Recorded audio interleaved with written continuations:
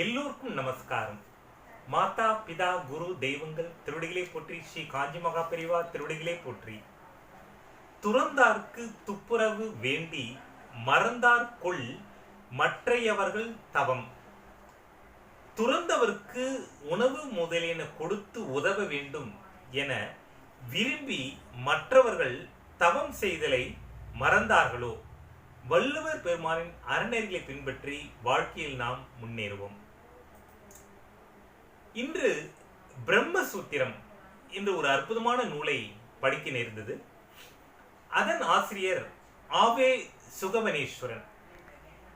அந்த நூலின் முகவுரையில் ஆசிரியர் அவர்கள் என்ன எழுதியிருக்கிறார் என்றால், மிக அற்புதமான விளக்கங்கள். நமது வேதாந்தத்தை பற்றி 3 அதிகாரபூர்வமான நூல்கள் உள்ளன. அவை உபனிஷத்துக்கள், பிரம்மசூத்திரம், பகவத்கீதை. பிரம்மத்தை விரிவாக ஆராய்ந்து பல கருத்துக்களை உபனிஷத்துக்கள் கூறுகின்றன.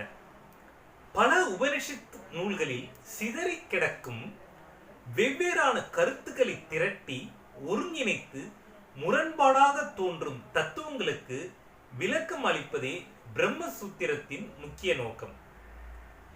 உபனிஷத் காலத்திற்கு பின் வந்த பலர் பிரம்மத்திற்கு எதிராக கூறும் வாதங்களுக்கு இந்த நூல் தக்க விளக்கங்களை அளிக்கின்றது. முக்கியமாக பிரம்மம் என்றால் என்ன, வாழ்க்கையில் எங்கனம் பிரம்மத்தை வழிபட வேண்டும், மரணத்திற்கு பிறகு ஆன்மா எங்கு செல்கிறது என்பதெல்லாம் விரிவாக இந்த நூல் கூறுகிறது. மனித வாழ்க்கையின் தத்துவங்களை மிக ஆழமாக ஆராய்வதாலும் வாத பிரதிவாதங்களை தீவிரமாக அலசுவதாலும் இந்த கனமான சிக்கலான நூலாக இது அமைந்துள்ளது. உரையாசிரியரில் கொடுக்கும் விளக்கங்களில் சில சிக்கல்களாகவும் உள்ளன. முடிந்தவரை தெளிவாக எளிய தமிழில் இவைகளை அளிக்க முயன்றுள்ளேன். ஆனாலும் கனமான விஷயம் என்பதால் இந்த நூலை விரைவில்லாமல் ஆற அமர படிக்க வேண்டும். இந்த நூலை எழுதுவதில் நான் பெரும்பாலும் ஆதிசங்கரருடைய உரையை பின்பற்றியுள்ளேன். ஓரளவிற்கு ராமானுஜர் ஸ்ரீ பாஷ்யத்தில் கூறும் அழகான கருத்துக்களையும் பொருத்தமான மேற்கோள்களையும் நூலில் சேர்த்துள்ளேன். படிப்பதற்கு எளிதாக இருப்பதற்காக சில சிக்கலான கருத்துக்களை மிக்க ஆழமாக அலசாமல் தவிர்த்து உள்ளேன்.